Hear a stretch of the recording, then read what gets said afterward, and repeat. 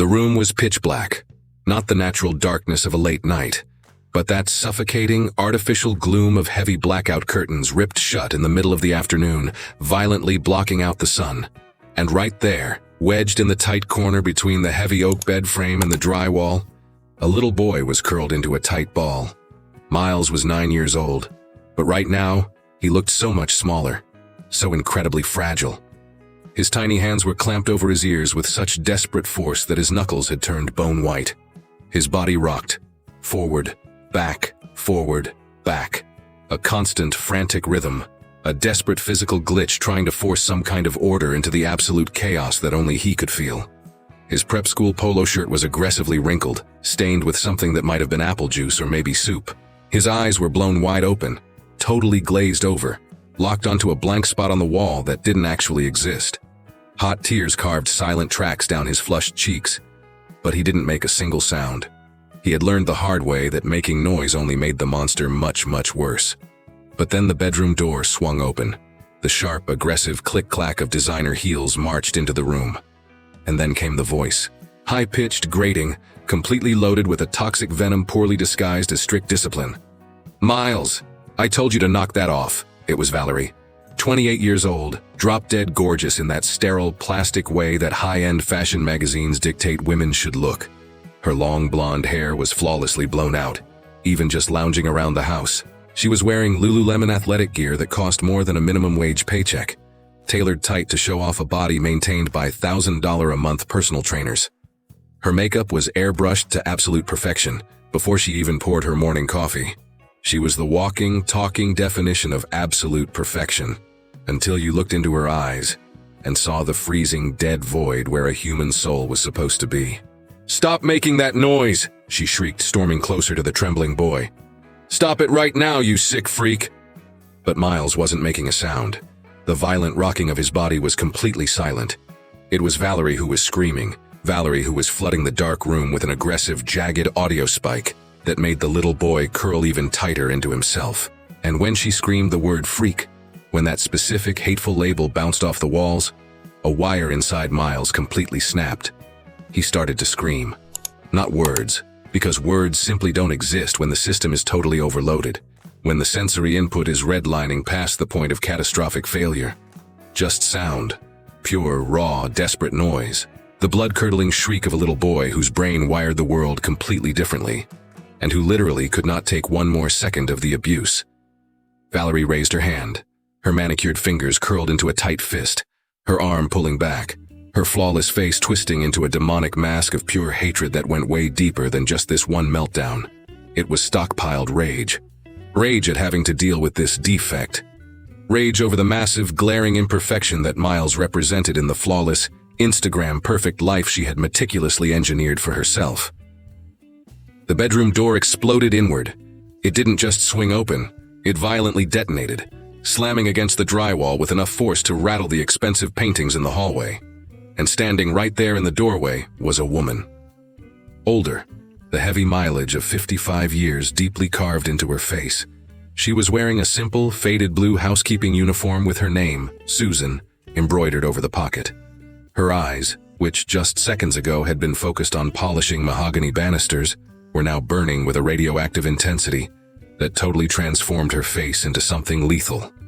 She crossed the bedroom in 3 massive strides and snatched Valerie's wrist right out of the air. She locked onto it with a bone-crushing grip, with absolute terrifying determination, physically paralyzing that arm mid-swing, stopping that manicured fist from ever making contact with the little boy's face. "No," Susan growled. Just that. One single word. But it was packed with so much heavy, absolute, undeniable authority that Valerie completely froze in her tracks. The two women locked eyes. Valerie's initial shock was rapidly mutating into blinding, aristocratic fury. How the hell did this minimum wage maid dare to put hands on her? But Susan stared back with an unbreakable granite resolve that came from a place way deeper than just courage. It came from absolute purpose, from a bleeding memory, from a primal maternal instinct that completely transcended bloodlines. But to understand how we got to this explosive standoff, to truly grasp why these two women are locked in a silent war with a terrified little boy trapped between them, we need to rewind the clock a few weeks. We need to strip away the masks and see exactly who these people are, and the toxic chain of events that dragged them to this breaking point. Valerie wasn't born into money. That was a gritty reality she would take to her grave. But the truth was always there, buried under heavy layers of La Mer Foundation and Prada bags. She grew up in a suffocatingly lower middle-class house, drowning in jealousy as she watched her high school friends get BMWs for their birthdays and take Aspen ski trips. She could only ever double-tap on social media. From a very young age, she made a blood oath to herself. She would do absolutely whatever it took to claw her way into that tax bracket, to become the woman everyone else violently envied. William was the ultimate golden ticket. 45 years old, a highly successful CEO who had built a multi-million-dollar empire importing heavy industrial machinery. He was a widower of 3 years, still heavily processing the brutal loss of the wife he had deeply, genuinely loved. And he was the single father of Miles, a little boy diagnosed with autism spectrum disorder, right around his 4th birthday. Valerie hunted him down at an elite corporate networking gala. She was only there as a +1 for a friend, but the second she locked onto William, the bespoke Tom Ford suit, the Patek Philippe watch that cost more than a starter home, the effortless alpha posture of a guy used to running the boardroom, she locked in her target. She moved in. She worked the room. She flirted with the calculated lethal precision of a sniper who had memorized the wind speed.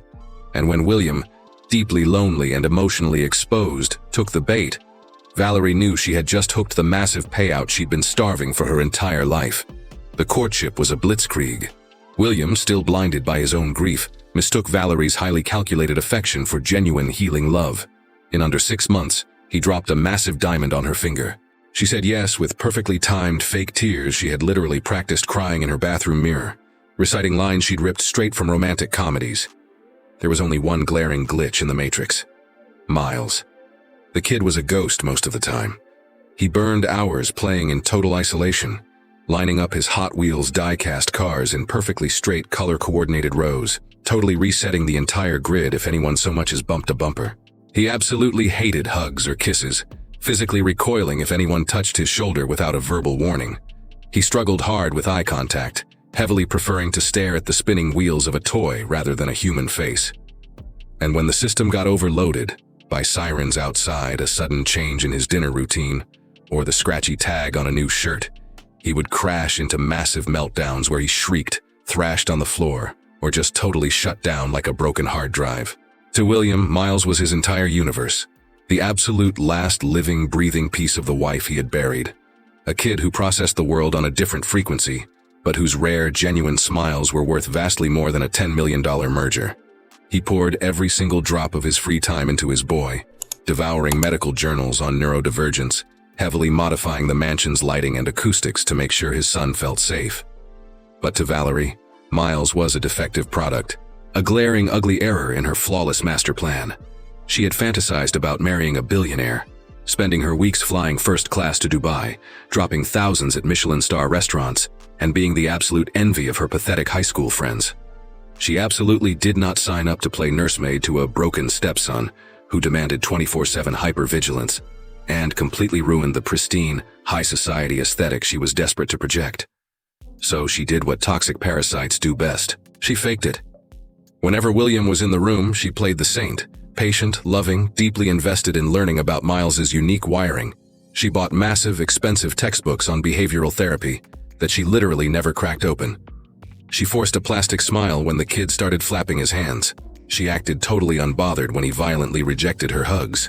But the absolute second William caught a flight, and as a CEO he lived on airplanes, hammering out international logistics for weeks at a time, the mask ripped completely off. Valerie treated Miles not like a vulnerable child, but like a disgusting rat infestation she had to manage. She would deliberately hide his favorite sensory toys, just to watch him spiral into a frantic, hyperventilating panic. She aggressively banned him from doing his stimming routines, the hand flapping, the bouncing on the balls of his feet, screaming in his face that he looked like a stark, raving lunatic. When the sensory overload triggered a meltdown, instead of getting down on his level to ground him like his dad did, she would shove him into his dark bedroom, lock the door, and blast the 80-inch TV in the living room just so she didn't have to hear him screaming. The household staff saw every single second of it, but they were gagged. Valerie made it crystal clear. Breathe one single word of this to William, and you're fired on the spot with a blacklisted reference. And Valerie was a pro. She never left a single bruise. Never did anything that would hold up in a courtroom. It was pure, untraceable psychological warfare, sharpened to a lethal edge by daily practice. But eventually, the previous nanny totally broke. She couldn't stomach being a silent accomplice to the abuse for one more paycheck. She quit in tears. And Valerie needed fresh meat. Someone she could easily manipulate. Someone completely submissive, who was drowning in enough debt that they wouldn't dare bite the hand that signed the checks. That's the exact moment Susan replied to the online ad. She showed up for the interview on a rainy Thursday morning. 55 years old, a widow for a decade, barely keeping her head above water, scrubbing floors for minimum wage. Her clothes were spotless, but visibly bought at a thrift store. Her hands were rough as sandpaper from years of harsh bleach and boiling water.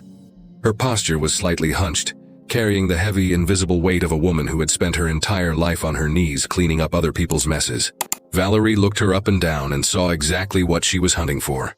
A broken, desperate woman who would swallow glass for a steady paycheck. "Do you have any actual experience handling children?"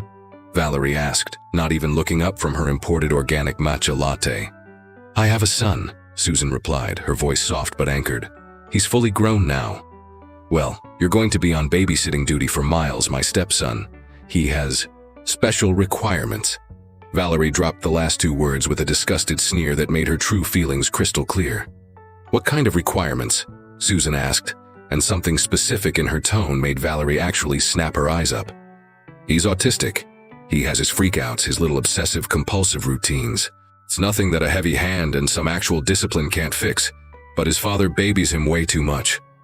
Valerie waved her manicured hand, casually brushing off the kid's neurological reality like it was just a bad attitude problem. A shadow passed over Susan's weathered face, something that looked a lot like a painful, deeply buried memory. But she just gave a slow nod. Understood. She was hired on the spot. She was ordered to clock in the very next morning. William was flying out to a tech summit in Seattle for 2 straight weeks, which made it the absolute perfect window for the new maid to learn the brutal house rules without the boss interfering. On day 1, Susan hit the front steps at exactly 7 a.m. Valerie answered the door already strapped into her $300 Lululemon set, keys in hand for her 8 a.m. Pilates class. "I want the chef's kitchen deep cleaned with bleach. Then hit the master bathrooms. Miles is parked in the living room. Do not let him trash the place." She blew out the door without another word, leaving Susan totally alone in the sprawling, echoing mansion. The new maid slowly walked through the massive rooms, getting a feel for the grid. Everything was imported marble, razor-sharp glass, and freezing cold minimalism. It felt like walking through a high-end furniture catalog, not a place where humans actually lived. And then she saw him. Miles. The boy was sitting cross-legged on the massive Persian rug, totally barricaded in by his die-cast cars.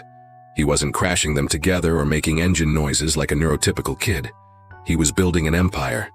With terrifying, obsessive precision, he was lining them up bumper to bumper, perfectly color-blocking them, then organizing them by scale size.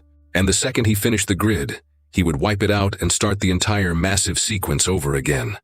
His tiny hands moving in a frantic, repetitive loop that was obviously flooding his brain with a massive dose of calm. Susan froze in the archway, just quietly watching. And Miles, whose radar for shifting energy was razor-sharp, snapped his head slightly in her direction. He didn't lock eyes. Eye contact felt like staring into a spotlight for him. But he scanned her general silhouette, running a threat assessment on the new variable in his environment. "Hey there, Miles," Susan said, keeping her voice incredibly low and soft, absolutely refusing to step into his perimeter. "Those are some really cool cars. I love how you matched all the blue ones together." The kid didn't say a single word, but the rigid, defensive tension in his small shoulders dropped a fraction of an inch. He went right back to his grid, fully locked into his loop. Susan smiled. A tiny, heartbreakingly genuine smile, because she knew exactly what she was looking at. She knew this specific operating system intimately. Her own son, Peter, who was now 32 years old, used to run the exact same diagnostic loops when he was a little boy. Peter was also autistic, diagnosed back in the dark ages when doctors didn't know a damn thing, when public schools treated kids who learned differently like contagious diseases, and specialists still threw around cruel, archaic slurs. She had raised Peter completely solo after her husband was killed in a freak industrial accident on a construction site. It was a brutal, agonizing grind. Years of fighting totally ignorant teachers, dealing with the sickening stares of strangers in grocery stores, and having to teach herself how to navigate a world that was aggressively designed to shut her boy out. But she figured it out. She became a master of sensory triggers, non-verbal communication, and rigid daily schedules. She learned how to fiercely love her son for the brilliant, unique way his brain worked, instead of trying to beat him into a mold that society demanded. And right now, looking at the top of Miles's head, Susan saw a ghost of her little Peter. She saw the exact same desperate need for control in a chaotic world, the same hypersensitivity to the environment, the same repetitive stimming that acted like an emotional pressure valve when the noise got too loud. That's when the heavy front door slammed open. Valerie had forgotten her iPhone. She stomped into the foyer and caught Susan standing perfectly still, just watching the boy. "What the hell are you doing?" Valerie's voice was a cracking whip. "I pay you to scrub my toilets, not to stand around staring at the kid." Susan slowly turned around, and Valerie braced herself for the usual panicked apologies and submissive groveling. But what she saw in the older woman's eyes completely threw her. It was deep, bleeding empathy. It was total comprehension. It was the look of a woman who didn't see a broken toy that needed to be hidden in a closet, but a vulnerable child who desperately needed a shield. And for the very first time since she bullied the last nanny out the door, Valerie felt a cold, sickening spike of anxiety. Because that specific look in Susan's eyes was a massive red flag. It meant this minimum wage maid wasn't going to be the silent, terrified punching bag Valerie thought she had bought. The following week laid down a very dangerous pattern. Every single morning, Valerie would hop in her Range Rover and peel out for her spin classes, her 3-hour mimosa brunches, or her chemical peels. And every single morning, the absolute millisecond the deadbolt clicked shut, Susan would completely abandon her chore list and go hunting for Miles. The kid was usually barricaded in his bedroom or the media room, permanently locked into his safe loops, lining up his action figures, flipping through the exact same National Geographic dinosaur encyclopedia for the 1,000th time, rocking back and forth on his heels while watching a specific 5-minute clip of a cartoon over and over again. Susan never ambushed him. She had learned the hard way with Peter that violently interrupting a hyperfixation was like throwing a flashbang into someone's REM sleep. Instead, she would approach like she was walking on minefields, announcing her presence with a soft, melodic hum. "Morning, Miles. Is it okay if I sit over here by the window?" For the first 3 days, he completely ghosted her. He just kept running his loops, occasionally darting his eyes toward her sneakers just to verify she hadn't breached his safety perimeter. But Susan had the patience of a saint. A patience forged in the fires of decades of understanding that kids like Miles ran on a completely different clock, processing reality at a bandwidth that simply could not be rushed. So she just sat there. Sometimes in total, heavy silence. Sometimes just softly narrating what she was looking at. "That red dinosaur looks really fierce. Kind of looks like a T-Rex, huh?" It took 4 full days to get a ping back on the radar. "Tyrannosaurus Rex," Miles muttered, his voice barely a whisper, totally monotone. "Apex predator, late Cretaceous period." Susan beamed. "You are incredibly smart. You know everything about dinosaurs." "I like dinosaurs," Miles stated flatly, instantly burying his face back in the glossy pages. It was a foot in the door, a microscopic crack in the armor, but a massive victory. A tiny, invisible thread starting to weave between a woman who spoke the language and a little boy who was used to living in a foreign country. But on a rainy Thursday, the entire house blew up.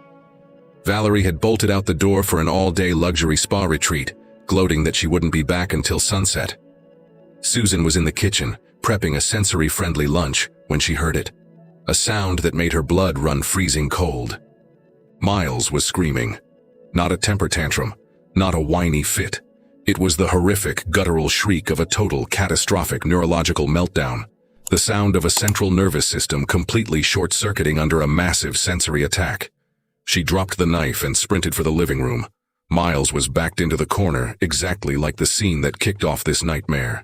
His hands were clamped over his ears with bone-breaking force, his body violently thrashing back and forth, his eyes squeezed shut against the light. Sitting on the rug, 3 feet away, was his iPad. The screen was totally shattered. Somebody, almost definitely Valerie, right before she walked out the door, had deliberately dropped something heavy on it, completely destroying the single piece of technology that acted as Miles's emotional anchor to a predictable world. Susan didn't scream his name. She didn't sprint over and try to grab him. She didn't bark orders for him to calm down. Instead, she deployed a tactic she had mastered 30 years ago with Peter. She dropped to the floor. She sat cross-legged about 6 feet away, aggressively respecting his blast zone, and she started humming. It was an old Appalachian lullaby, the exact same melody her own mother used to sing to her, the exact same tune she used to hum to Peter when the grocery store lights triggered a meltdown. The frequency was simple, repetitive, and totally predictable. It was an audio blanket, a sound that wasn't demanding anything from his brain, a sound that wasn't a threat, just a constant rhythmic anchor in a room that felt like it was spinning out of control. Miles kept shrieking for 5 agonizing minutes, but slowly, millimeter by millimeter, the violent spikes in his screams started to level out. The shrieks downgraded into heavy, wet sobs. The sobs morphed into jagged, hyperventilating gasps, and finally the gasps faded into total exhausted silence. Only then did he crack his eyes open. He saw Susan sitting on the rug, still humming that low, steady frequency. His eyes were bloodshot and swollen shut. His tiny chest was violently heaving from the adrenaline dump. But when he looked at her, something shifted in his face. It wasn't joy, it was pure, unfiltered relief.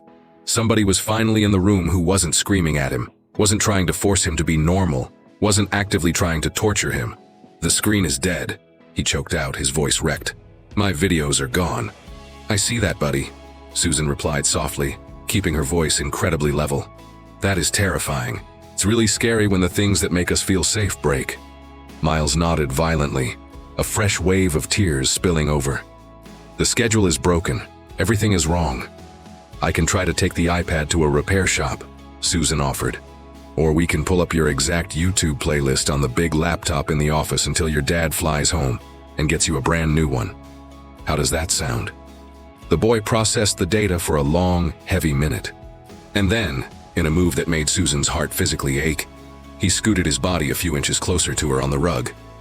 He still didn't touch her, still maintained a defensive buffer, but he was actively moving toward her gravitational pull. He was choosing her as his safe zone. "The laptop," he whispered. And that was the moment a lethal, unbreakable alliance was forged.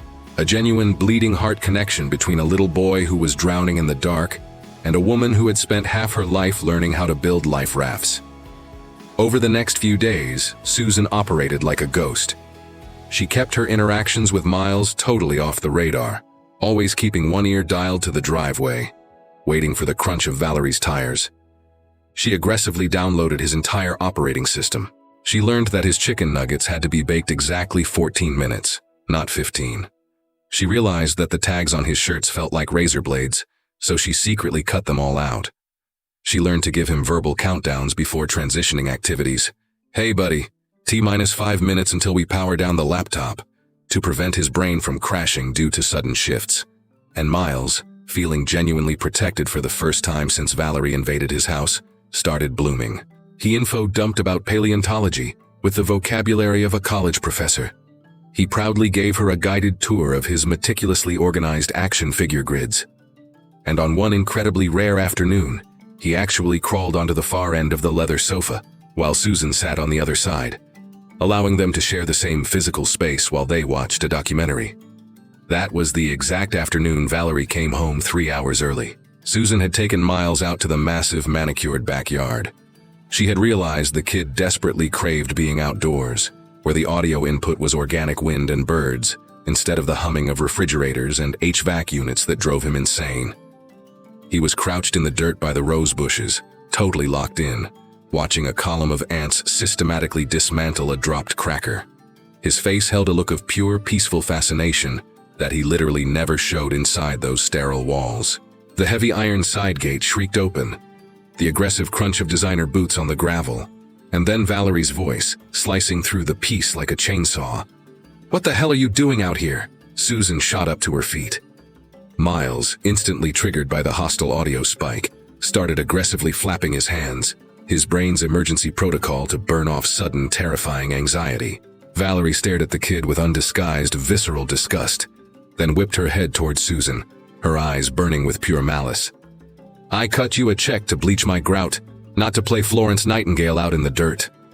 She spat the words, her volume escalating, her face flushed with rage. "Do you forget what tax bracket you're in? Your place is in the laundry room with your hands in the bleach, not out here playing mommy to a literal retard." The slur hit the air like a live grenade. Miles physically flinched like he'd been struck. His hands flapped faster, the violent rocking of his body kicking into overdrive. Susan instantly stepped laterally, physically blocking Valerie's line of sight to the boy, turning herself into a human shield. "Do not ever use that word," Susan growled, her voice dropping an octave, loaded with a lethal authority that totally defied her faded blue uniform. "Do not ever use that word in his presence again." Valerie barked out a harsh, psychotic laugh. "Excuse me? Are you really trying to lecture me on how to handle the defective baggage I'm stuck with for the rest of my life? You scrub toilets for a living. I am the lady of this estate. And if I feel like locking him in a dark closet for the next 12 hours, you are going to keep your mouth shut and mop the floors." "That is child abuse," Susan stated, her voice cold as liquid nitrogen. "And I am not going to stand here and watch you terrorize a disabled child." "Terrorize?" Valerie closed the distance, aggressively invading Susan's personal space, trying to use her height and her Prada boots to intimidate the older woman. "I put a roof over his head. I put organic food on his plate. If he wasn't such a glitchy, broken mess, this whole arrangement would be a lot easier for everyone, including him." Susan's hands balled into tight fists, fighting every primal urge to drop the woman right there in the dirt. Instead, she locked onto Valerie's dead eyes and delivered the kill shot with absolute chilling clarity. "He is not a glitch. He is not broken. He is autistic. The only disgusting, defective thing in this entire zip code is you." The silence that crashed down over the garden was radioactive. Valerie was visibly short-circuiting, torn between firing Susan on the spot and maintaining her fake high society composure. She opted for a deeply sadistic compromise. "Get your ass inside, right now, and drag the freak with you. I want the kitchen floors reflecting my face in 60 minutes, or you can pack your trash and hit the pavement." Susan knew she was walking into a minefield. She desperately needed this paycheck. She was 2 months behind on rent, and the utility company had already sent a shut-off notice. But she glanced back at Miles, who was still frantically rocking, his brain still glitching from the toxic abuse he had just absorbed, and she made the call. Some things cost way more than money, like your soul, like standing between a predator and a kid who couldn't fight back. She held her hand out to Miles. He stared at it for a second, then reached out and grabbed her fingers. A massive, incredibly rare display of total trust, and they walked back into the mansion together. But the dynamic had permanently shifted. The declaration of war had been signed, and Valerie realized with a sickening pit in her stomach that she had massively miscalculated. This maid had a spine made of titanium. The next few days were a ticking time bomb. Valerie stalked Susan through the house, micromanaging every single wipe of a sponge, desperately hunting for a justifiable reason to fire her. And Susan walked a razor's edge, executing her chores flawlessly while running covert ops to shield Miles from the crossfire. Then on a Friday afternoon, the landline rang. It was William, calling from the Seattle summit. Susan was polishing the dining table, just close enough to catch the audio bleeding from the speakerphone. "Babe, massive news." William's exhausted but thrilled voice echoed out. "We closed the merger 3 days early. I caught a red eye. I'll be pulling into the driveway by noon tomorrow. I'm dying to see you guys." Valerie forced a sickeningly sweet tone through her teeth. "Oh my God, honey, that is amazing. I literally can't wait." But the second she killed the call, her face morphed into absolute, wide-eyed panic. She whipped around, locking onto Susan like a laser-guided missile. "William lands tomorrow at noon, and Miles needs to be absolutely flawless. Quiet, invisible, none of that freakish hand-flapping zero meltdowns. Do we have a crystal-clear understanding?" Susan felt her blood pressure spike. "Miles is neurodivergent. I cannot and I will not try to suppress the behaviors that his brain literally requires to function." "I wasn't asking for your medical opinion," Valerie hissed, her voice dropping to a venomous whisper. "I am giving you a direct order. I don't care how you do it. Slip him a Benadryl, lock him in his room, put him in a straitjacket for all I care. But when my fiancée walks through those doors tomorrow, I want that kid looking completely normal. I want him looking like a kid who isn't actively destroying my life. No. The word hit the marble floor like a cinder block. Unshakable. Absolute. Valerie blinked, like her brain couldn't process the audio. Excuse me? I said no, Susan repeated, dropping her polishing rag and standing up to her full height. I am not going to chemically sedate a 9-year-old boy. I am not going to lock him in a cage. I am not going to torture him into masking his autism just to protect your fake plastic aesthetic. And if that means I'm unemployed, then so be it. Valerie stared at her with a look of pure, unadulterated shock. No member of the help had ever spoken to her like this. Nobody had dared to defy her since she locked down William's black Amex card and bought her way into power. Do you think this evil stepmom is about to get exactly what she deserves? Smash the like button right now to prove you stand with Miles and this absolute hero of a maid. You are going to deeply regret this, Valerie promised, her voice vibrating with malice. The absolute second William walks through that door, I am going to nuke you. I will tell him you're poisoning his kid's mind, that you're violently insubordinate, that you're a psycho trying to steal my life. And let's see who the billionaire believes, his gorgeous future wife or a desperate cleaning lady he hired off the internet 2 weeks ago. Susan didn't flinch. Then tell him your story and I'll tell him mine, and we'll see who survives the fallout. It was officially DEFCON 1. When William's black SUV rolled up the driveway the next day, there was going to be a bloodbath. The only question was, who was leaving in a body bag? The next morning dawned with a thick, suffocating tension that you could physically feel in your lungs. Susan hit the front porch at exactly 7 a.m. right on schedule, but the service door was deadbolted. She had to ring the main doorbell and stand shivering in the early morning fog until Valerie finally yanked the door open, already fully contoured and strapped into a cashmere sweater. You're late, Valerie snapped, even though both of them knew she was lying through her teeth. She stepped aside just enough to let Susan squeeze past, her eyes tracking the maid like a sniper in a guard tower. William touches down at noon, Valerie announced, her voice dripping with fake sugar. I want this entire compound sterilized, and I do not want you breathing the same air as Miles. Do you copy? Not a single word, not a sideways glance. You are confined to the kitchen and the laundry wing. The freak is my problem today. Susan desperately wanted to rip into her, but she knew it was a tactical error. She gave a stiff nod and marched toward the kitchen, but her hands were shaking violently as she scrubbed the Viking stove, her gut twisting into a painful knot, with a terrifying premonition that something was about to go horribly wrong. It was exactly 10 a.m. when the explosion happened. Miles was screaming, not the standard audio spike of a sensory overload, but the raw, blood-curdling shriek of absolute primal terror. He was screaming for help, his voice cracking with a desperate panic that made Susan drop a stack of china plates and sprint for the hallway. The door to Miles's bedroom was shut tight, locked from the outside. Valerie had secretly installed a heavy-duty deadbolt on the exterior of the door, a highly illegal, sadistic modification she had clearly orchestrated specifically for this exact scenario.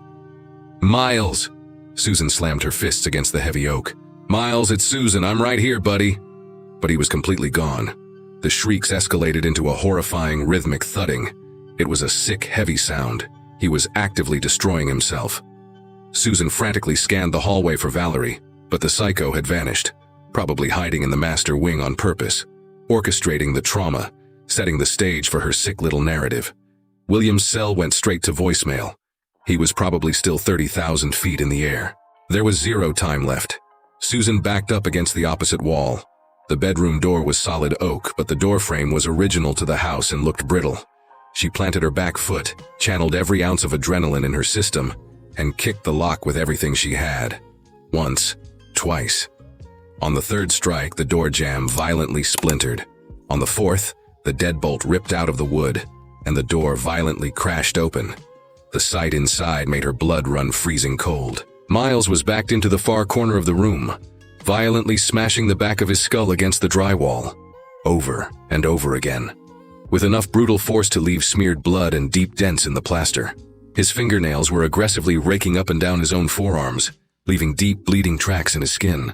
He was in the middle of a catastrophic level 5 meltdown.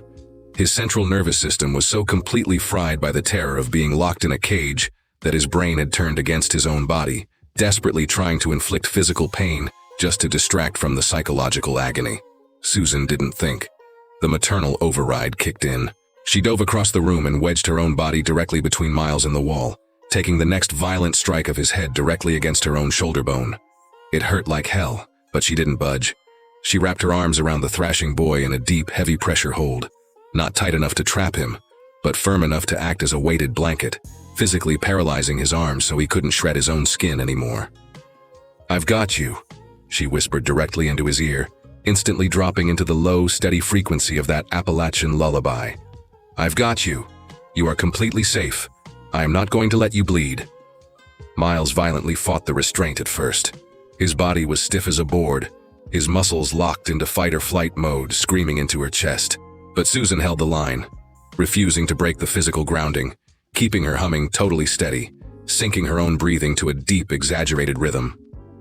And slowly, agonizingly slowly, the frantic, glitching energy in his muscles started to burn out. It took 20 grueling minutes, 20 minutes of acting as a human straitjacket, of absorbing his trauma, of being a massive, immovable anchor in a room that felt like it was ripping apart. But eventually, the fight drained out of him. Miles totally collapsed against her, his body going completely limp, his face slick with sweat and tears. Massive, jagged sobs racked his tiny frame as he death-gripped the fabric of Susan's blue uniform, burying his face in her neck. "She put me in the cage," he choked out, his vocal cords completely shredded. "It was dark, I couldn't get out. Dad is gone. Nobody was coming." "I came," Susan whispered back, gently brushing his matted hair off his sweaty forehead. "I will always kick the door down for you. Always." That's when the heavy garage doors rumbled open downstairs, the sharp, aggressive click of designer heels sprinting across the foyer. And then Valerie was standing in the ruined doorway, her face twisted into a highly calculated Oscar-worthy mask of pure shock and horror. "What the hell did you do?" she shrieked, pointing a shaking finger at the splintered doorframe, then at Miles collapsed in Susan's arms. "You kicked my door down. You broke into his room. You're physically assaulting him." "Assaulting him!" Susan roared, staying on her knees but shielding Miles with her body as the kid buried his face deeper into her chest to escape the yelling. "You locked a disabled child in a cage. He was bleeding. I saved his life." "You psychotic liar." Valerie didn't take a step closer, clearly terrified of actually getting physical, playing strictly for the invisible cameras. "William is pulling into this neighborhood right now. You destroyed my property. You terrorized a defenseless child. You are fired. You are not getting a dime. Get out of my house right now before I call the cops and have you hauled out in handcuffs. I am not leaving this property until I look William in the eye. You will leave right now." Valerie's shriek hit such a piercing frequency that Miles violently flinched, clapping his hands over his ears. "Get off my property. Get out before I press felony B&E charges." Susan looked down at Miles.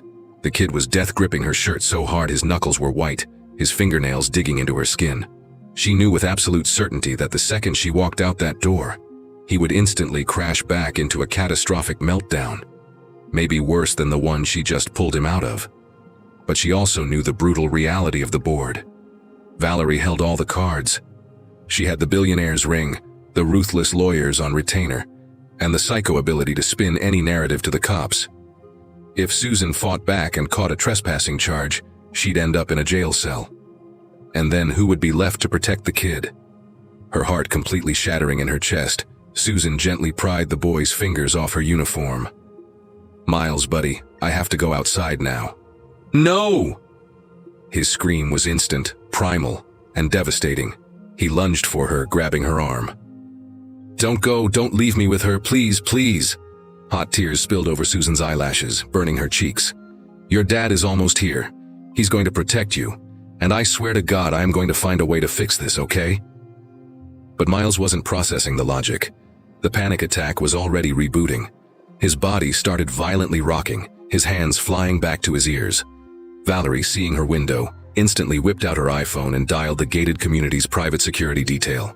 "I have a hostile intruder refusing to leave the premises. Yes, she's highly erratic. Lot 33, the modern estate. I need a tactical team here right now." Two massive security guards in tactical gear breached the front door in under 4 minutes. They jogged up the stairs and stopped dead, looking deeply uncomfortable with the optics. A weeping minimum wage maid trying to comfort a shrieking child. while a woman dripping in diamonds screamed that she was under attack. "Ma'am, please," one of the guards said, keeping his voice low and placing a heavy hand on Susan's shoulder. "We don't want to go hands-on. Just walk out with us." Susan looked back at Miles one last time. The boy was back on the floor, violently rocking, his screams tearing through the house as the sensory overload took him under again. Every single maternal instinct in her DNA was screaming to fight the guards, to barricade the door, to do whatever it took to shield him. But the guards were closing in, and Valerie had 911 dialed on her screen, just waiting to drop the hammer. She let them escort her out. Down the sweeping staircase she had polished, through the grand foyer where she had first met the kid, and out the massive front doors. The guards marched her all the way to the neighborhood's main gate and dumped her on the public sidewalk. "Sorry, lady," one of them muttered, actually looking guilty before he turned back. "Just doing our job." And Susan stood right there, on the concrete, her cheap uniform stained with the tears and blood of a little boy she couldn't save, her soul crushed into a million pieces. Back inside the compound, Miles dragged his broken body over to the bedroom window.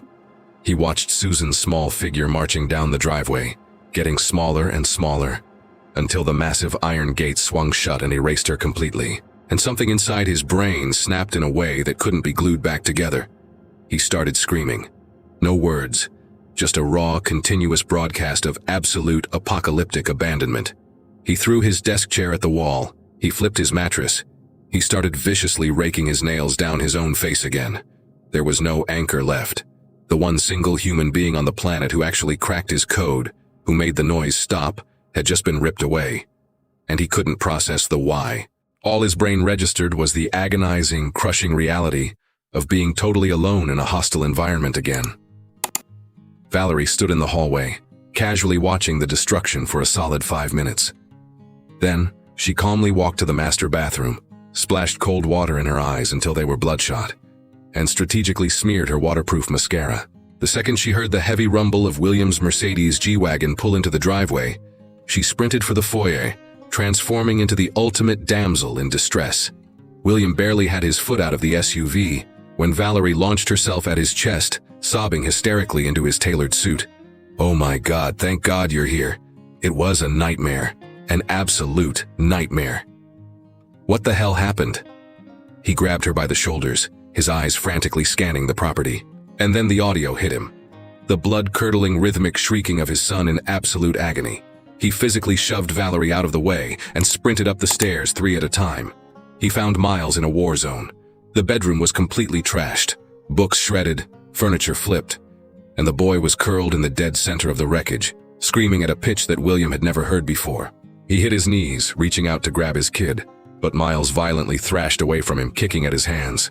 "What did she do to him?" William roared over his shoulder at Valerie, who was hovering in the doorway, and Valerie, with fake tears flawlessly rolling down her cheeks, hit play on the script she had been rehearsing all week. "It was that psycho maid you hired, Susan. She got totally obsessed with him, Will. She kept telling me I was a garbage mother, that she knew how to cure him. This morning she completely snapped. She kicked his bedroom door off the hinges while I was trying to get him to take a nap. She backed him into a corner. He was terrified. I had to call the armed guards to physically drag her off the property. It was sickening watching her terrorize our boy." William stared at the splintered doorframe, then at his son, who was bleeding and hyperventilating, then at his gorgeous weeping fiancée, and he bought the lie hook, line, and sinker. "Where is she right now?" "The guards dumped her on the street. She's permanently banned from the zip code." "Baby, I was so scared." William wrapped her in a tight hug, kissing the top of her head, before turning 100% of his focus back to the war zone. It took him 4 grueling hours to pull Miles out of the nosedive. 4 hours of getting kicked, of whispering empty promises, of just sitting in the wreckage while his kid burned through the adrenaline. But William's presence, while deeply loved, wasn't the medicine the kid actually needed. Because the only antidote to this specific poison was the woman who had just been thrown out like trash. And while the exhausted CEO desperately tried to glue his broken son back together, Valerie stood in the shadows of the hallway, a sick, victorious smirk pulling at the corner of her mouth as she dabbed at her fake tears. She had won the war. Or at least, she was dumb enough to think she had. The next 2 weeks were a waking nightmare. Miles completely shut down. He refused to eat anything but dry cereal. He slept maybe 2 hours a night, waking up the entire house with night terrors. His stimming mutated into something aggressive and dangerous. He spent hours rocking so violently, he bruised his spine against the wall, slapping his own hands together until they were raw and blistered, endlessly looping a single, broken word: back, back, back. William canceled a multi-million-dollar merger in Tokyo. He grounded himself, completely desperate, burning through every single therapy technique he'd ever read about. But nothing moved the needle. It was like Miles had suffered a massive neurological regression, reverting back to a toddler. He started wetting the bed again. He went totally nonverbal outside of that one haunting, repetitive word. And he spent hours just standing at the window, his forehead pressed against the glass, staring down the long driveway waiting for a ghost. Valerie kept up the Oscar-winning performance. "Baby, I know it's tearing you apart, but he'll bounce back. He just needs time to detox from that psycho woman." She delivered the lines with a furrowed brow, but William was too sleep-deprived to notice the sickening glint of satisfaction in her eyes whenever Miles started screaming. By day 5, William hit the panic button. He called in an elite 300-an-hour behavioral specialist. Dr. Hayes had 25 years in the trenches with severe autism cases, a wall full of Ivy League diplomas, and a reputation for pulling kids out of the deep end. If anyone could crack the code, it was her. Dr. Hayes arrived on a Monday morning. She spent 3 hours sitting in the corner of Miles's room, just quietly observing the wreckage. She deployed sensory integration toys. She tried a high-tech visual communication board. She initiated structured, low-demand activities that usually worked like magic for kids on the spectrum. Total failure. Miles treated her like she was invisible. He just kept slamming his blistered hands together, staring out the window, chanting that one brutal word that was slowly ripping William's heart to shreds. "Mr. Sterling," Dr. Hayes said in the kitchen that afternoon, packing her briefcase with a deeply frustrated sigh. "Miles is in a state of profound, catastrophic grief.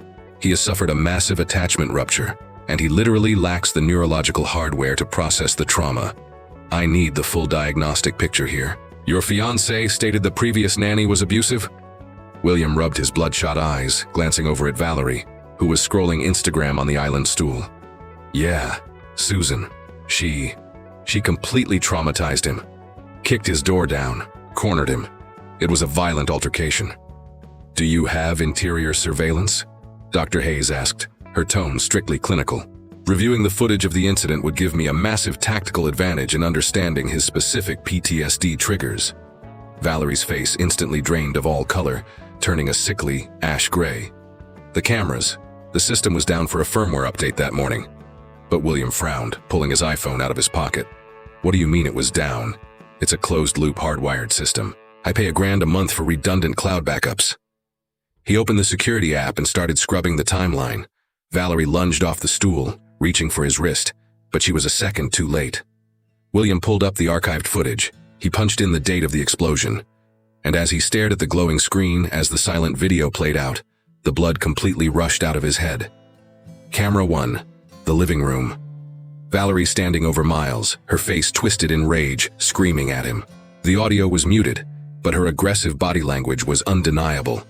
Miles was cowering on the floor, clamping his hands over his ears, visually terrified of the woman who was supposed to be his stepmother. Camera 2. The hallway. Valerie dragging Miles by the arm, shoving him into the bedroom and violently throwing the deadbolt from the outside. The kid hammering his tiny fists against the oak door, trapped in a cage.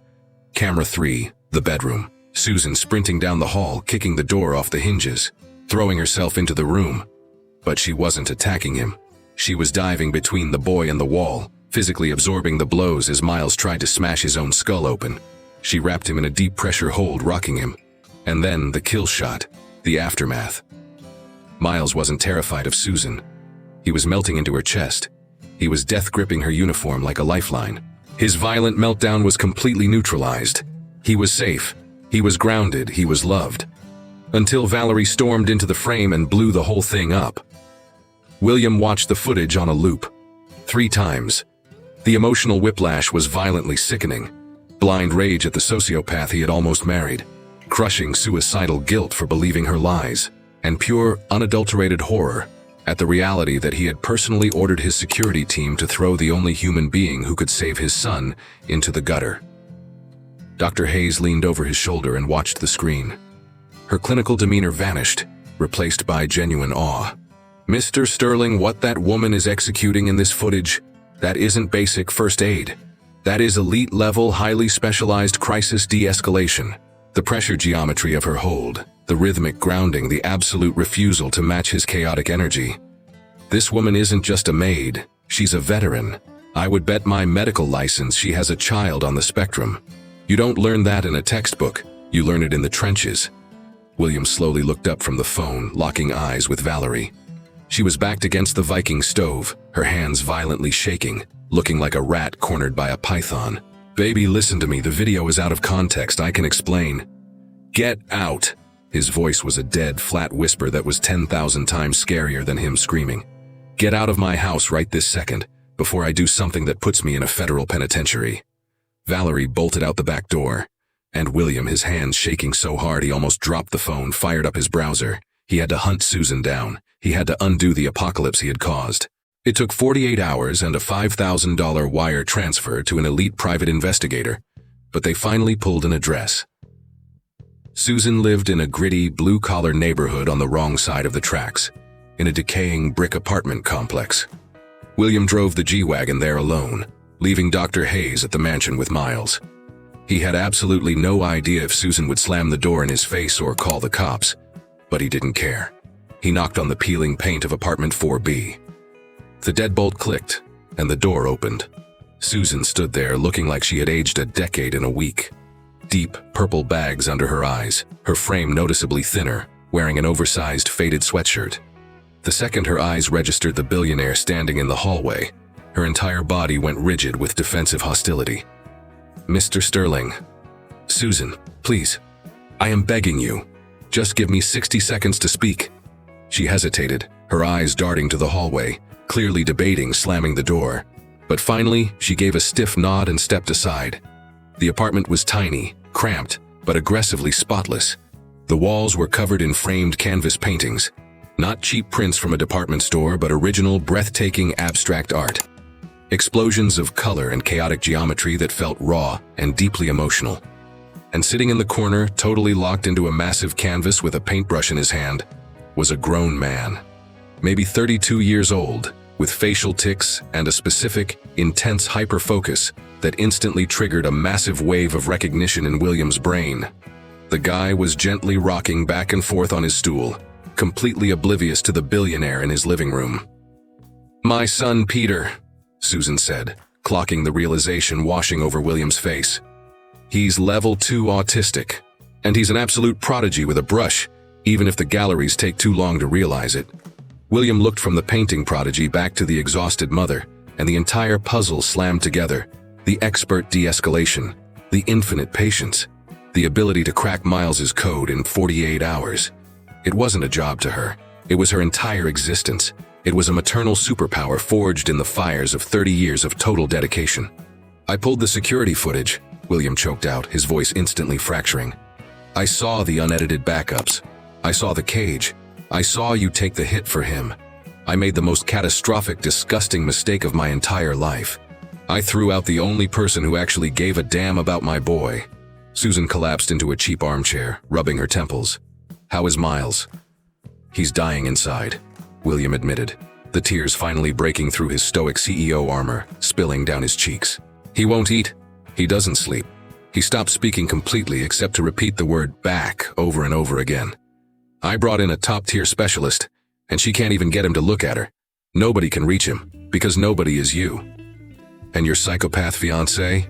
She's gone," William growled, a dark, lethal edge returning to his voice. "I nuked the engagement the second I saw the video. I kicked her out, canceled her cards, and had security change all the gate codes. But throwing her in the trash doesn't fix what I broke. It doesn't fix my son." Susan stared at the scuffed linoleum floor for a long, heavy minute. Finally, she whispered, "I tried to warn you. I told that monster she was destroying his brain, and I got tossed on the street for it. I know, and I will burn in hell for letting it happen." William dropped to his knees right there on the cheap vinyl floor, totally surrendering his ego, his wealth, and his pride. I am on my knees begging you, not as a CEO hiring a maid, as a broken father begging for a lifeline. Please come back. Please save my son. I will write you a blank check. I will buy you a house. I will do absolutely anything you ask. Just please, God, don't let my boy rot in the dark because of my stupidity. Susan looked over at Peter, who was meticulously blending a streak of crimson paint on his canvas. She thought about the decades she spent fighting doctors who told her Peter was a lost cause, fighting teachers who wanted to institutionalize him. She thought about the absolute crushing isolation of raising a neurodivergent kid in a world that hated him. And then she thought about little Miles trapped in that massive, sterile mansion, screaming for a ghost. I don't want your blank check, she stated, her voice turning to steel. This was never about a paycheck. It's about protecting kids who process the world differently, because they deserve to be loved exactly as they are. Does that mean you'll come back? She locked onto his tear-streaked face. She saw genuine, bleeding remorse. She saw a guy who had totally failed, but who was willing to rip his own ego apart to fix it. She nodded. I'll come back. But I'm dictating the terms of surrender. I am not a maid anymore. I am off the chore roster. I am officially his primary support specialist. I have absolute veto power over his routine. And if I ever see anyone raise their voice at that boy again, I am calling Child Protective Services before you can blink. Are we clear? Crystal, William gasped out, a massive shuddering sob of relief tearing out of his chest. Thank you. I owe you my life. That afternoon, William marched back into the mansion. Valerie was actually sitting in the driveway in her G-Wagon, screaming at the security guards who were refusing to let her through the gates, demanding to be let in to pack her designer bags. William strolled up to the driver's side window. William, baby, please call these rent-a-cops off. We need to talk this out. He cut her off, his voice absolute zero. There is zero conversation left to have. I watched the tapes. I know exactly what kind of monster you are. And guess what? Susan has an autistic son. She raised him solo. He's a brilliant artist who's happy and thriving, because she dedicated her entire existence to understanding his brain. While you locked my kid in a cage because he was an inconvenience to your Botox appointments. I was trying to make us a normal family, Valerie shrieked, her mask completely melting off, exposing the ugly, desperate truth. I was trying to fix him so we could have a perfect life. I don't want a fake plastic life, William fired back. I want my real, messy, beautiful son. And you are a virus in my system. He signaled the guards, and they aggressively escorted her G-Wagon backward out of the neighborhood. She screamed threats, promised to sue him for half his net worth, and hurled disgusting slurs about Miles that only validated every single thing William was doing. When her taillights finally disappeared down the highway, he felt a 1,000-pound weight evaporate off his chest. Now, he just had to survive the night. Tomorrow morning, Susan was coming back, and maybe, just maybe, the healing could finally start. The next morning broke with a blinding, crystal-clear sunrise. William was up at 5 a.m., pacing the hardwood floors, his stomach churning with a toxic cocktail of brutal anxiety and desperate hope. Today was the day. Susan was returning to the grid, and maybe, if God was actually listening, his boy would come back online. He slowly pushed open the door to Miles's room. The kid was already awake, exactly where he had been for the last week, sitting cross-legged on the floor, violently rocking, his dead glazed eyes locked onto the window pane, waiting for a ghost that his broken brain couldn't understand wasn't coming back. Miles, buddy, William whispered, dropping to one knee beside his son. I have a massive surprise for you today. Somebody really, really special is coming through the front door. The boy didn't even blink. The audio just bounced right off him. He kept rocking, his hands rhythmically slapping his thighs, his eyes burning a hole through the glass. William felt a hot knife twist in his gut, but he swallowed the panic. Susan had the playbook. He just had to hold the line until she arrived. The doorbell chimed at exactly 8:00 a.m., but this time Susan didn't trudge around to the service entrance. William threw the massive double doors open himself, treating her with the absolute, deferential respect she had earned from day one. Susan, welcome home. She gave a brisk, professional nod, completely ignoring the billionaire's greeting, her radar already scanning the interior. Where is he? Upstairs. He's in bad shape, Susan. She didn't wait for an escort. She bypassed William and marched up the grand staircase with the focused intensity of a trauma surgeon walking into the ER. When she hit the doorway to Miles's room, she stopped dead. She took a slow, deep breath, totally grounding her own energy. And then she stepped into the room, broadcasting her presence with a soft, melodic hum. "Miles, it's Susan, buddy. I'm back on the clock." The rocking didn't stop for a solid 10 seconds. Then, moving with the agonizing slowness of a rusty gear, Miles turned his head. He locked onto her silhouette standing in the doorway. His blank, traumatized face violently glitched. First, total confusion. Then, the spark of recognition.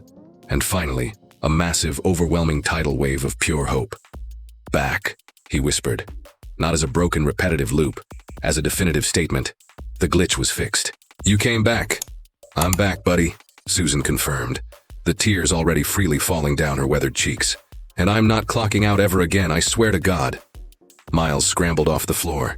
He practically sprinted across the room, and for the absolute first time since she had met him, he aggressively initiated full physical contact. He lunged into her chest, wrapping his skinny arms around her torso with a terrifying, desperate strength, burying his face in her shirt like he was trying to merge their bodies together. And he wailed, massive, gut-wrenching sobs that shook his entire skeleton. It wasn't the screeching meltdown of a sensory overload. It was the heavy, ugly crying of pure, unadulterated relief. The dam had completely broken. His safe zone had been restored. He was finally, truly grounded. Susan sank to her knees, wrapping her arms around him, applying that deep, heavy pressure, instantly dropping back into the rhythm of the Appalachian lullaby. And William, leaning against the doorframe, totally lost it. He wept openly, sobbing for the hell he had dragged his kid through, for his own catastrophic blindness, and for the absolute miracle of finding a woman who could actually read the manual to his son's brain. The following months were a slow, methodical rebuild. Susan's title as maid was permanently deleted. She moved out of the cramped servants' quarters and into a massive guest suite on the second floor. She had absolute, unchecked authority over Miles's operational grid, and William sat back and took copious notes, finally learning how to actually parent a neurodivergent kid instead of just managing a crisis. She didn't implement military-style discipline. She built a fortress of predictability. Breakfast was served at the exact same minute every day. Every single transition was preceded by a 5-minute and 1-minute verbal countdown. The useless, sterile guest room was gutted and transformed into a state-of-the-art sensory decompression chamber. And she brought in the heavy artillery, not overpriced, clinical toys pushed by pharmaceutical reps, but DIY tools she had engineered in the trenches with Peter. A customized light box loaded with fiber optic cables that slowly, hypnotically shifted colors. A visual anchor that instantly pulled Miles out of a panic spiral. A heavy-duty sensory bin packed with kinetic sand, smooth river stones and velvet swatches, providing massive tactile feedback to ground his nervous system. Hand-drawn, laminated communication cards for the days when the verbal pathways in his brain were totally jammed up. Miles responded. It wasn't overnight movie magic, but the data trended aggressively upward. By week 2, the night terrors evaporated. By week 3, he was clearing his plate at dinner instead of starving himself. By week 4, he actively grabbed the help communication card and handed it to William when a loud thunderstorm rolled in, instead of instantly crashing into a meltdown. And on day 45, the absolute holy grail was achieved. Miles smiled, a massive, authentic, teeth-baring grin while he watched the fiber optic cables shift from neon blue to toxic green. William was sitting on the floor next to him, and he literally had to excuse himself to the hallway so he wouldn't start sobbing in front of the kid. But the war wasn't completely over. 3 months into the rebuild, William's legal team got hit with a massive lawsuit. Valerie was aggressively suing him for defamation of character, claiming he had blacklisted her in high society circles, and demanding a massive multi-million-dollar payout for emotional distress over the canceled wedding. The trial kicked off 6 months later in a packed, high-tension courtroom. Valerie showed up playing the ultimate victim. Conservative designer dress, minimal makeup, dabbing fake tears with a tissue. Her shark suit lawyer spun a sickening narrative. She was a loving, overwhelmed stepmother who was demonized by a jealous, psychotic maid and a billionaire looking for a cheap excuse to break his prenup. Then, William's defense attorney called their nuclear option to the stand. Susan. She walked up to the witness box wearing a simple, clean pantsuit. She swore the oath. And then, her voice a totally calm, lethal weapon, she dropped a bomb on the courtroom. She meticulously detailed every single second of the psychological torture she witnessed. The name-calling, the deliberate sabotage of his routine, the horrific morning Valerie threw the deadbolt on a disabled child and left him to bleed in a cage. "And when I kicked that door off the hinges," Susan testified, her voice cracking slightly, sending a shockwave through the jury, "I found a 9-year-old boy in absolute catastrophic agony. He was bashing his skull against the drywall hard enough to cause brain damage. He was flaying the skin off his own arms. Not because he was a brat, not because he was defective, but because his nervous system was quite literally on fire, and he had absolutely zero tools to put it out." Valerie's defense attorney aggressively went on the attack. "Do you hold a medical license, ma'am? A PhD in child psychology? What exactly are your clinical credentials?" "I have something vastly superior to a piece of paper," Susan fired back, locking eyes with the judge, totally unfazed. "I have a 32-year-old autistic son. I raised him completely solo, working minimum wage during a decade when the medical community still thought institutionalizing these kids was the standard of care. And do you want to know what my son is doing right now? He's a professional artist. He lives in a semi-independent apartment. He has a massive, beautiful life. Not because I tortured him into acting normal, but because I burned my own life down to figure out how his brain worked, and I loved him exactly the way he was built." She pivoted her gaze, locking onto Valerie like a sniper. "When I looked at Miles, I saw my own flesh and blood. I saw a kid drowning in a world that refused to throw him a life preserver. I did exactly what any human being with a pulse should have done. I became his shield." William's legal team then hit play on the unedited security footage on the massive courtroom monitors. The jury watched in dead silence, Valerie screaming like a banshee, the deadbolt clicking, Susan breaching the room.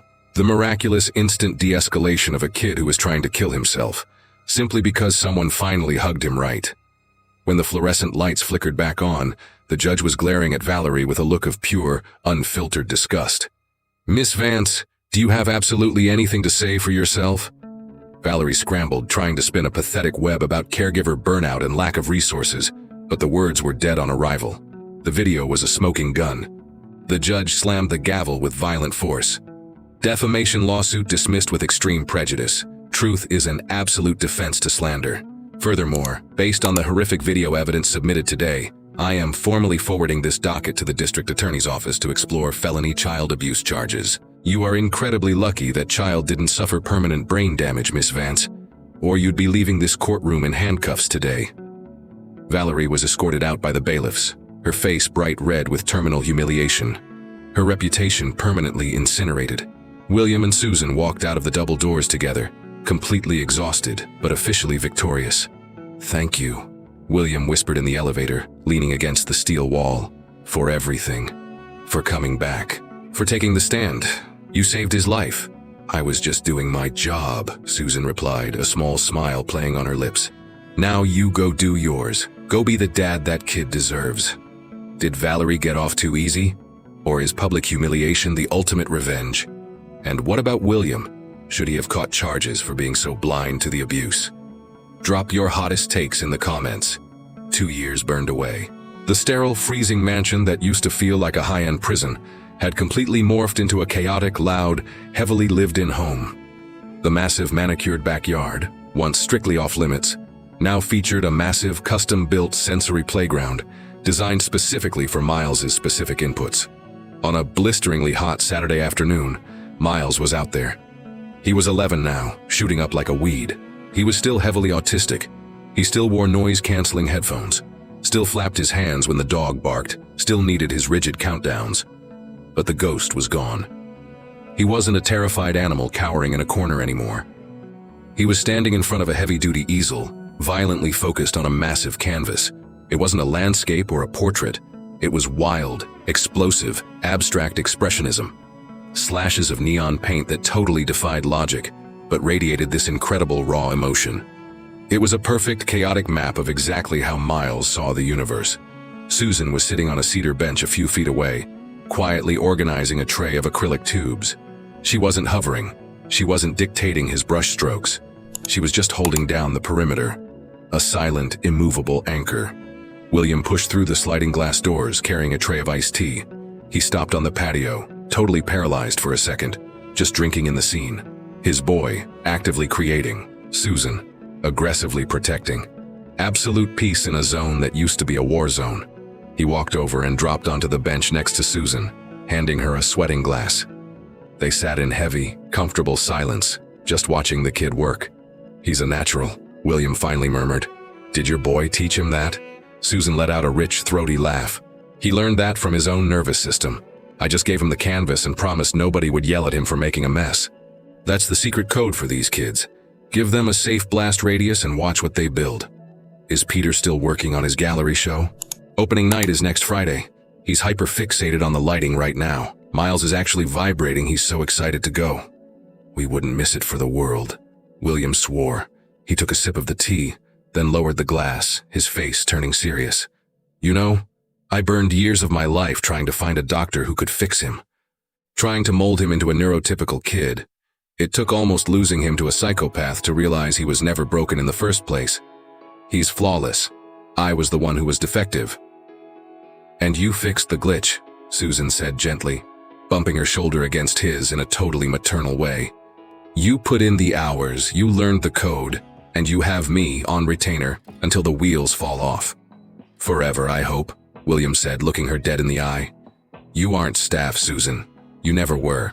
Your blood, your family." Susan couldn't even formulate a reply. She just gripped his hand tight, hot tears of absolute gratitude blurring her vision. Because she had finally found the one thing she had been starved for her entire life. A tribe. A family forged not by DNA but in the trenches of survival, respect, and unconditional love. Miles suddenly dropped his paintbrush into the dirt. He took 3 steps back from the easel, running his eyes over the canvas with that intense, laser-like focus. Then he spun around and sprinted toward the bench. Not targeting William, not targeting Susan, but both of them. He threw himself into the middle of the bench, crashing into both of them, totally welcoming the deep pressure squeeze from both sides. "System complete," he announced, a massive, genuine grin on his face. "It's a painting about being safe." William looked past his kid's head at the canvas. The neon chaos suddenly snapped into focus. 3 distinct shapes, different colors, totally different sizes, but hopelessly tangled together, anchoring each other to the canvas. "It's a masterpiece, buddy," William choked out, kissing his kid's sweaty forehead. "Just like you." And right there, baking in the Texas sun with neon paint dripping onto the grass, a deeply flawed, totally non-traditional family sat anchored together. Bulletproof. And infinitely stronger because of the war they had survived to build it. This brutal, beautiful story proves that unconditional love and aggressive patience will always execute toxic malice, and that your true family isn't decided by a birth certificate, but by the people who kick down the door when you're trapped in the dark. If you're addicted to hardcore, emotional stories that prove that the broken kids are actually the strongest ones in the room, smash that subscribe button and hit the bell for more intense content that will completely shatter your heart and glue it back together.